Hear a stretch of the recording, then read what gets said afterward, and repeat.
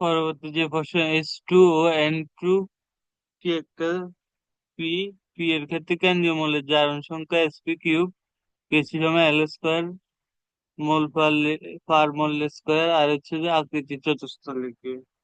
আমরা যদি দেখি N2 + H2 আমাদের অ্যামোনিয়া উৎপন্ন করে, যেখানে এটা আমরা সমতা করে পাই। আর হচ্ছে যে আমাদের মোল পার লিটারের ক্ষেত্রে হবে যে আমাদের এখানে হচ্ছে 2 আর ওখানে হচ্ছে 4, উৎপাদ মোল সংখ্যা হচ্ছে 2 আর বিক্রিয়ক মোল সংখ্যা হচ্ছে 4। তো সুতরাং আমার হবে যে মোল পার লিটার -2, সুতরাং লিটার স্কোয়ার পার মোল স্কোয়ার। তো সুতরাং 2 নম্বরটি সঠিক। আর আমরা অ্যামোনিয়ার ক্ষেত্রে আমরা sp3³ সংকরণ দেখতে পারি। এটির হচ্ছে যে 160 ডিগ্রি দেখা যায়, আকৃতি হচ্ছে ত্রিকোণাকার পিরামিড হচ্ছে, সুতরাং এটি হবে না, সঠিক অ্যান্সার এ ও বি।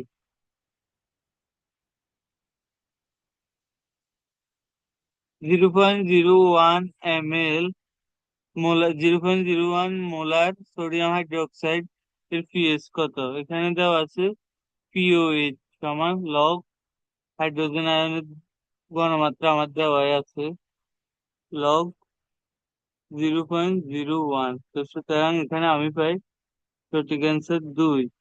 আমি যদি পিএইচ চাই 14 - পিওএইচ, সুতরাং 14 - 2 হলে আমার অ্যান্সার আছে 12। সুতরাং এখানে সঠিক অ্যান্সার 12।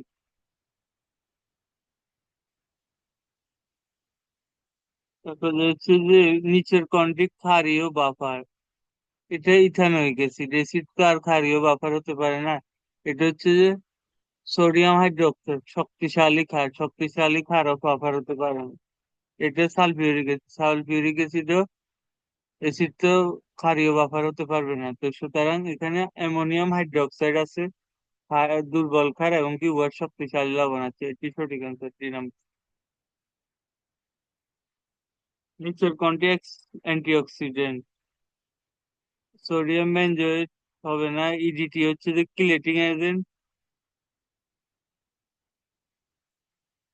ইথাইলিন, এতে ইডিটি এর পূর্ণরূপ হচ্ছে ইথিলিন ডাইঅ্যামিন টেট্রাএসিটিক অ্যাসিড।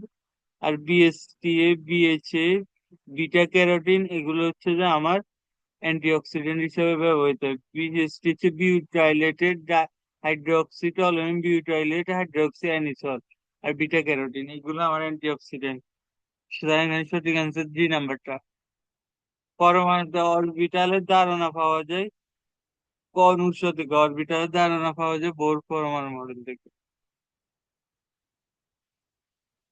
ভিনেগারের অপর নাম কি? ভিনেগারের অপর নাম ইথানোয়িক অ্যাসিড। কারণ ভিনেগারের 6 থেকে 10% ইথানোয়িক অ্যাসিড থাকে, ওই কারণে ভিনেগারের অপর নাম ইথানোয়িক অ্যাসিড। আমি যদি এই নাম্বার অপশনে দেখি, তাহলে আমার এখানে হবে যে 10⁻⁻11.5। বি নাম্বার অপশন হচ্ছে যে 10⁻⁻34। আর সি নাম্বার অপশন হচ্ছে 10⁻⁻2.5 ঘনমাত্রা, হাইড্রোজেন আয়নের ঘনমাত্রা। আর ডি নাম্বারে হচ্ছে যে আমার 10⁻⁻13.5। সুতরাং সবচাইতে সর্বাধিক ঘনমাত্রা আমরা দেখছি সি নাম্বারে। সি নাম্বারে ঘনমাত্রা কম, কারণ যার আমরা জানি 0, 1, 2 সরলরেখার যত বামে যাবে তত মান কমতে থাকবে। আর সরলরেখার সব থেকে মাইনাস পজিশনে ওয়ানটা হচ্ছে যে বড়, বা টুটা হচ্ছে যে বড়। -2 থেকে -1 বড়।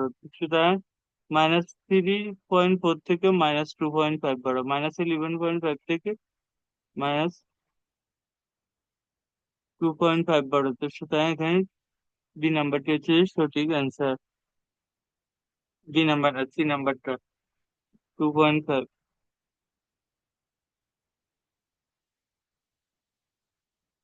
দাব্যতার গুণফল নিচের কোন ক্ষেত্রে প্রযোজ্য? দাব্যতার গুণফল হচ্ছে স্বল্প দ্রবণীয় আয়নিক যৌগের ক্ষেত্রে প্রযোজ্য। সেটা একটি সঠিক অ্যান্সার।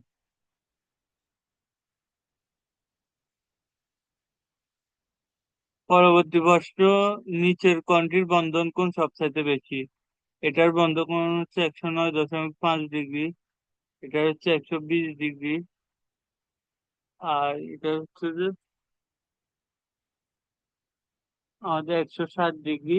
অ্যামোনিয়া, অ্যামোনিয়াম অ্যামোনিয়ার, আর এটা হচ্ছে যে আমাদের 107.5 ডিগ্রি, পানির 107.5 ডিগ্রি, অ্যামোনিয়ার 160 ডিগ্রি, আর বোরন ক্লোরেটের আমাদের 120 ডিগ্রি। তো সুতরাং এখানে সঠিক অ্যান্সার হবে 120 ডিগ্রি, বোরিয়াম ক্লোরেট। খাদ্যদ্রব্য পচনের কারণ কি?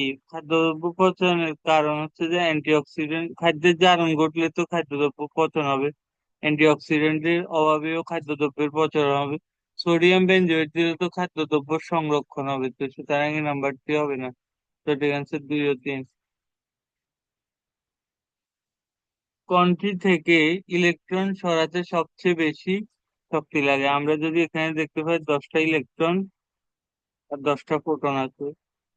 আর এখানে যদি দেখতে পারি 10টা ইলেকট্রন আছে, 11টা প্রোটন আছে।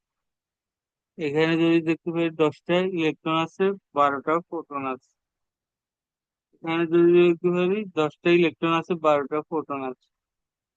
এখন সবগুলো অনেকটা নিষ্ক্রিয় অবস্থায় রয়েছে, কিন্তু এখানে যদি আমি এটার আরেকটা ইলেকট্রন সরাতে যাই ডি নাম্বারে, আমার কিন্তু যে ফোটনিক ফোটনিক যে আকর্ষণ আছে, এখানে 13টা ফোটন আছে, যে সবচাইতে ফোটন বেশি এখানে। এই ফোটনের আকর্ষণটাকেও আমার কি করতে হবে, রিলিজ করতে হবে, মানে ফোটনের আকর্ষণটাকেও আমার উঠিয়ে নিতে হবে। তো সুতরাং আমার অনেক শক্তি প্রয়োজন হচ্ছে যে এখানে, যেখানে ফোটন বেশি ওইখানে। তো সুতরাং ডি নাম্বারটা।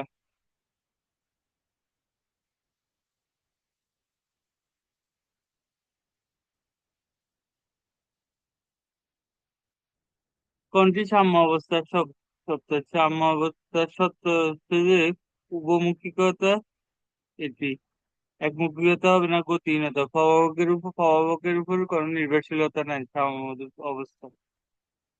পর্যায় সারণীতে কপরের অবস্থান কোন শ্রেণীতে? আমরা যদি কপরের ইলেকট্রন বিন্যাস করি, আমরা দেখতে পাই যে কপারের ইলেকট্রন বিন্যাসে 29টা ইলেকট্রন রয়েছে। আমার এখানে 3d10 হয়, 4s1 হয়। আমরা যদি এখানে অবস্থান নিতে 1 + 10 = 11 গ্রুপে এর অবস্থান, এমনকি 4 নম্বর পর্যায়ে। তো সুতরাং এটার সঠিক অ্যান্সার হচ্ছে 11।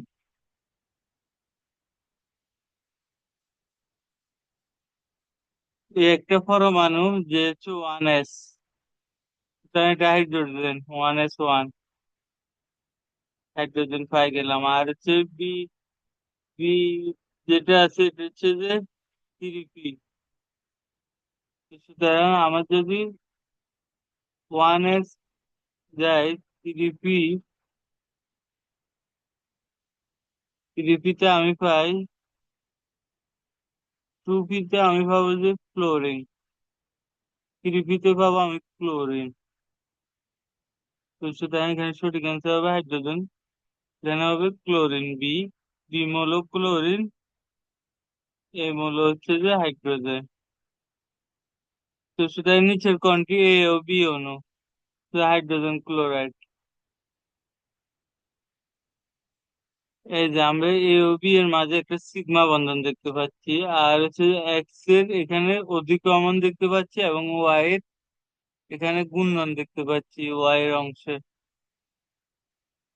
পরবর্তী প্রশ্নটি, এক্স ও ওয়াই অংশ দুইটির ক্ষেত্রে এক্স অংশটির অধিকরণ আমরা এইমাত্র দেখলাম, এক্স অংশটির অধিকরণ ওই যে পরস্পর ঘূর্ণনরত ইলেকট্রন দেখলাম, এমনকি সিগমা বন্ধন। তো এখানে সঠিক উত্তর 1, 2, 3। এবিটি যৌগের দাব্যতার গুণফল কত? এত হলে এর দাব্যতা কত? আমরা জানি কেএসপি সমান, এই দেখো AB2।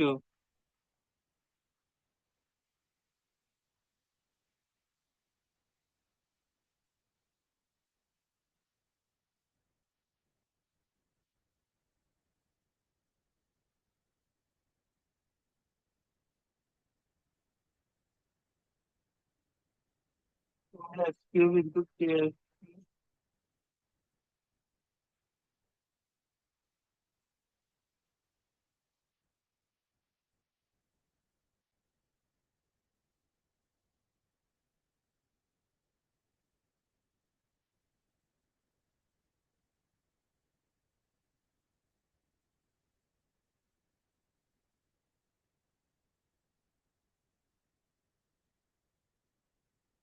সঠিক অ্যান্সার সি নাম্বারটা, তো সুতরাং এখানে সঠিক অ্যান্সার সি হবে।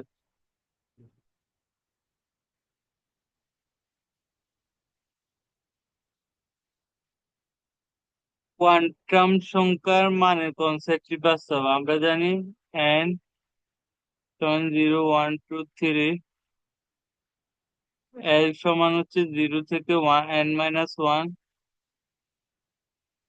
আর এম সমান হচ্ছে +l থেকে -l, আর স্প্রিং কোয়ান্টাম সমান +12/-12।